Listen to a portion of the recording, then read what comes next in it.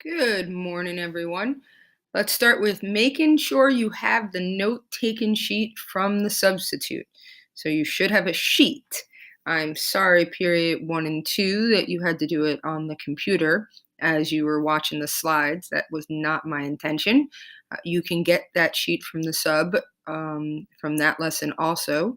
Just you can show Mrs. Woods that there is a box on the table that has file folders and it has all the note taken sheets. So if you'd like to ask her to give you the one from last week, which would say a date of the 25th and 26th, and then you need today's, which says the 29th.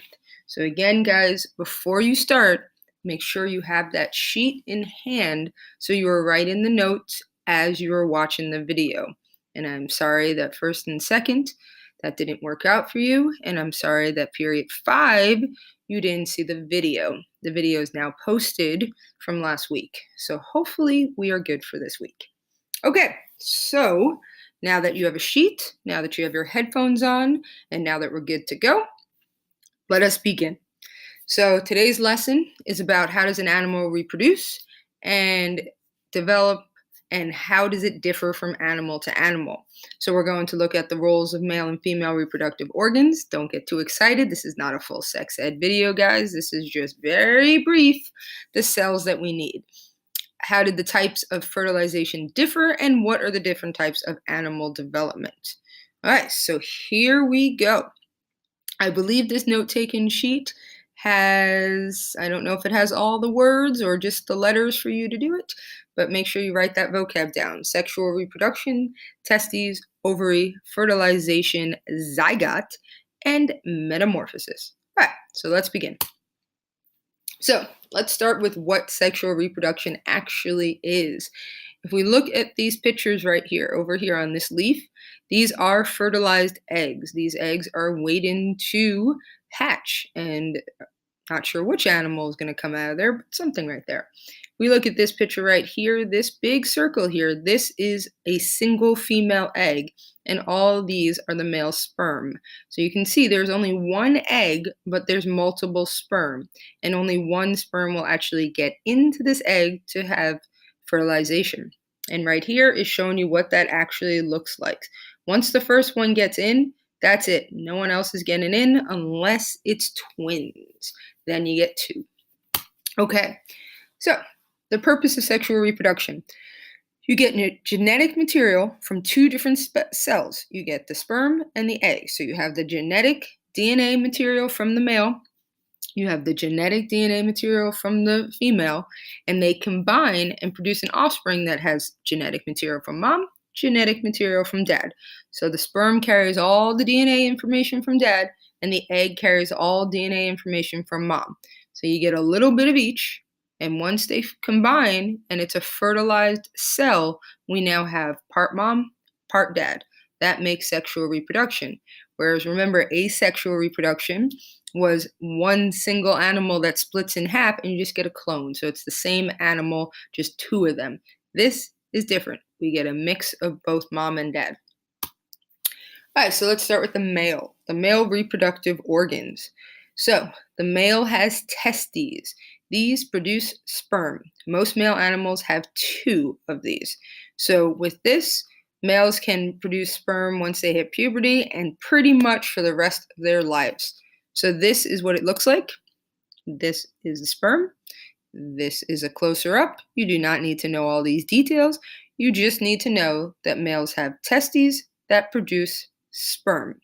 And again, this pretty much can happen for most of their life, whereas females, it's a little bit different. Okay, moving on. The female reproductive organs. So the female has ovaries, which produce egg cells. Most female animals have 2 ovaries, where at one point the left ovary produces an egg, then the right ovary produces an egg, then the left, then the right. They just take turns. Birds, though, only have 1 ovary. It's a little weird there, but they only have 1 ovary. So females produce eggs. That's an egg. And again, females only produce 1 egg during the reproduction cycle, but males produce lots of sperm. But again, only one of those is going to win the race and get into that egg. Eggs are much larger than sperm, and eggs cannot move on their own. So the sperm are actually pretty much swimming towards this egg. This egg is staying put, just right there, and the sperm have to get to the egg. Once one sperm gets into that egg and it's fertilized, all these guys just die. That's it. That's the end of their life. Okay. This is the journey of the egg. So if we have here step 1, the egg leaves the ovary and enters the fallopian tube. You don't need to know all these details, but I want you to know there's an ovary on the left side of the female and all the way on the right side of the female. So there's an egg right here that this ovary produces. So step 1 is that this ovary produces an egg, and the egg is going to leave. So the egg goes into this area, this tube. And once it's in here, the sperm enters the egg and unites with the nucleus. So the sperm would come from here, go this way, and it's going to meet up with this egg. Once that happens, if you look, we only have one little nucleus here, okay? But once the sperm joins, now we get a fertilized egg. And now it splits in half, and we have 2 cells. And it keeps moving, and now we have 4 cells and 8 cells. And it keeps going and going and going. Then, once it's a multi-cell zygote, it's going to attach to the uterus. And this is where it's going to develop. And this is where you, as a baby, form inside this uterus right here. So again, it starts here in the ovary as a single cell, but then it continues to split, split, split, split. And then it sticks to the wall here. And this is where you develop, right inside here. This is where you stay. Okay, so fertilization. Fertilization is when that egg and that sperm join. Okay, a fertilized egg is, again, once the sperm has joined the egg. So when you guys eat a chicken egg for breakfast, you are not eating a fertilized egg. You are just eating this egg right here, one egg cell. Okay, you are not eating a baby chicken. It has never been fertilized. It is just a single cell.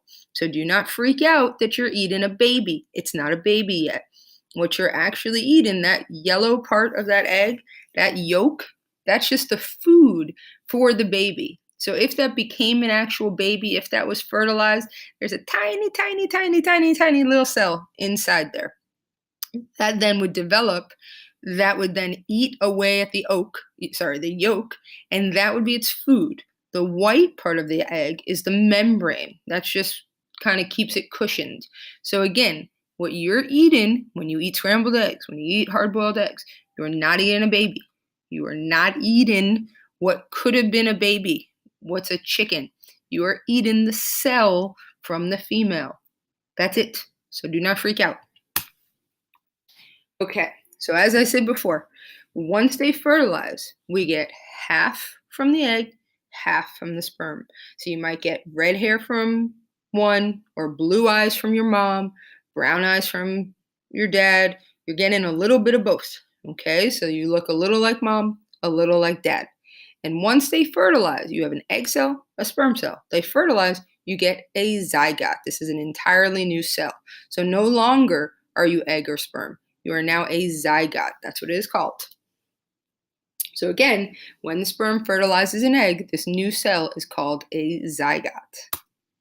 Okay, so now let's talk about 2 different types of fertilization. There's internal and external. To me, pretty obvious. Okay, so fertilization occurs in the body and the zygote is protected inside the body.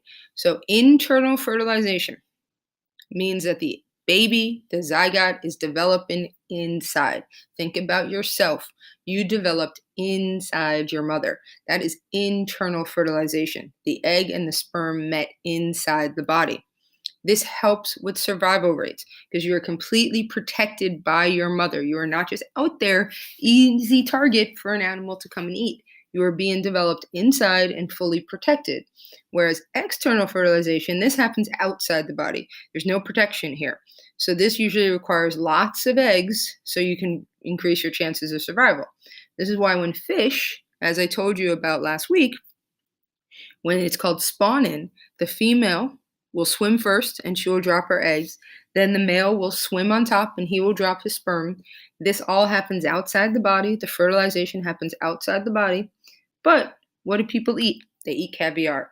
What's caviar? Caviar is fish eggs. So obviously, a lot of those eggs don't make it into fish. So they got to lay these thousands, hundreds of thousands of eggs so that some of them will be born. Think about when we watched the video of the cities and we had those little turtle guys and they were born. They hatched out of those eggs and some of them went the wrong way. Remember, they went towards the road, they went towards the light. So they weren't making it. So if you have 20, 30 eggs and you know 15, 20 of them are going to die, at least maybe 5 of them are going to survive. So external fertilization, even though it's more common, is not as safe. And it's going to result in those eggs being eaten or those hatching getting killed. So there's no protection when you have that. But this is when the egg and the sperm meet outside the body. This is what happens with many of the animals we know. This is not mammals, but many of the reptiles, many of the insects, this is how they reproduce. Okay, so here's just another picture of what happens. So you have their single egg, female information, female DNA. Then you have your female DNA, it mixes with the male DNA, so they've mixed. We now have a zygote, and again, it starts to break apart, break apart, break apart. Now we have all this information. Again, you do not need to know this. You need to know this. You need to know an egg meets with a sperm, and we get a zygote. Okay. Okay, so let's look at this. External development versus internal development. So look at these snakes coming out of here, right? These guys, it was external development. So we were talking about internal and external fertilization. So internal and external fertilization is how did the sperm and the egg meet? Do they meet in the body or out of the body? Did the sperm and egg go outside and then you have the chance of them not surviving like a sponge just shoots it into the ocean? Or was there actual mating where they met inside?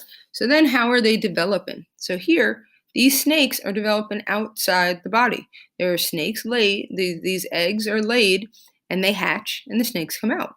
Whereas with you guys, this is how you developed. You were inside that uterus part and then you just develop and develop and develop and become a mini you. So this is your developing. So once again, this has a much better chance of survival than our external because there are animals out there that like these eggs. They pick them up, they eat them, it's delicious. No one, hopefully, is doing that to us. Right. So now we have a video. How 3 different ways that mammals give birth. There are 3 different types of mammals. All right. I knew I skipped the slide. Before we get to that video, gestation. Gestation is how long it takes from the zygote to the animal. So we have rabbits, 25 days. Quick, quick, quick. Then we have these types of cats, 70 to about 78 days. Gorillas, 257. The blue whale, 360. So it's about a year that the blue whale is pregnant. We have giraffes, over a year. And Asian elephants, nearing 2 years that they are pregnant. We are over here somewhere. We're 9 months. So we're about 270 days. So we're about here. But again, when you think about this, this is how long it takes for one baby. So they're not going to have that much offspring. Whereas that's why these rabbits can have so much offspring. So gestation period is how long it takes from that zygote to actually giving birth to a baby. Okay? So now our 3 different ways mammals give birth. Here we go.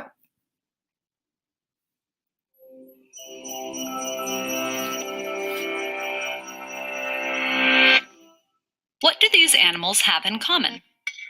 More than you might think. Along with over 5,000 other species, they're mammals, or members of class Mammalia. All mammals are vertebrates, meaning they have backbones. But mammals are distinguished from other vertebrates by a number of shared features.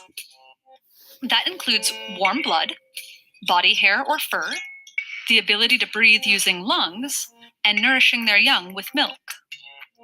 But despite these similarities, these creatures also have many biological differences. And one of the most remarkable is how they give birth. Let's start with the most familiar, placental mammals. This group includes humans, cats, dogs, giraffes, and even the blue whale, the biggest animal on Earth. Its placenta, a solid disc of blood-rich tissue, attaches to the wall of the uterus to support the developing embryo. The placenta is what keeps the calf alive during pregnancy.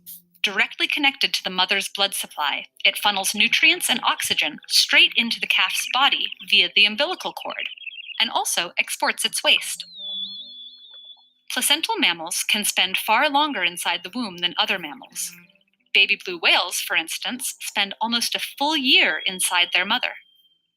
The placenta keeps the calf alive right up until its birth, when the umbilical cord breaks and the newborn's own respiratory, circulatory, and waste disposal systems take over.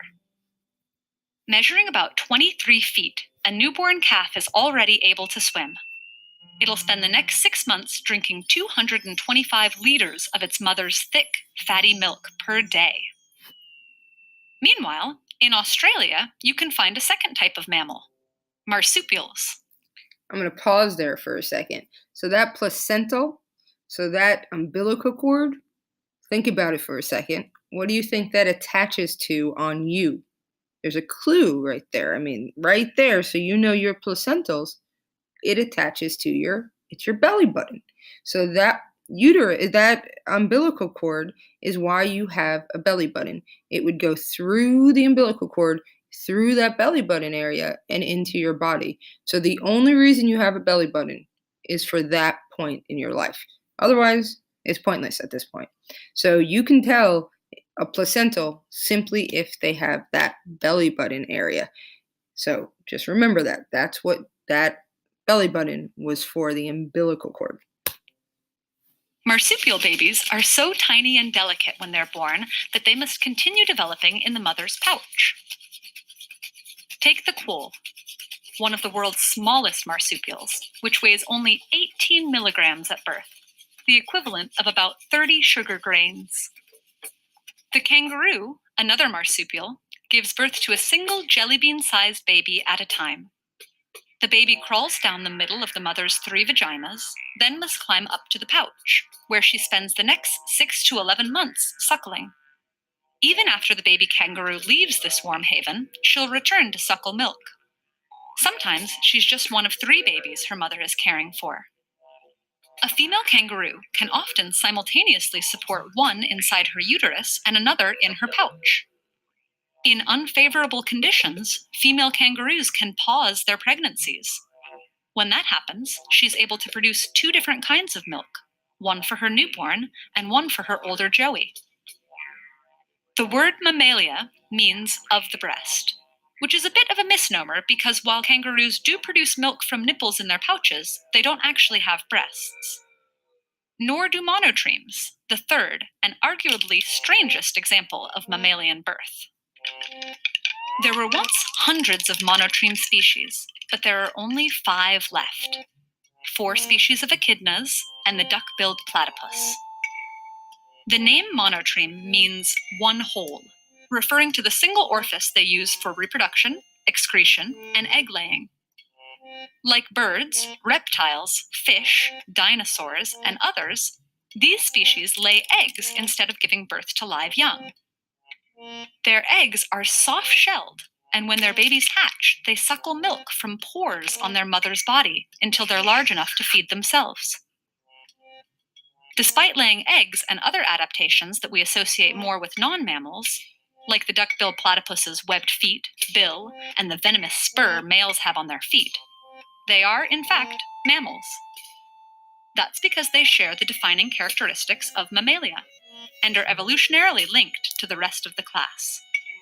Whether placental, marsupial, or monotreme, each of these creatures and its unique birthing methods, however bizarre, have succeeded for many millennia in bringing new life and diversity into the mammal kingdom.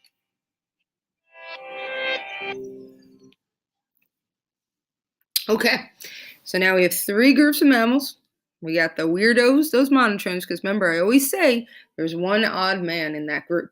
So we always say laying an egg, you're not a mammal, but they are mammals.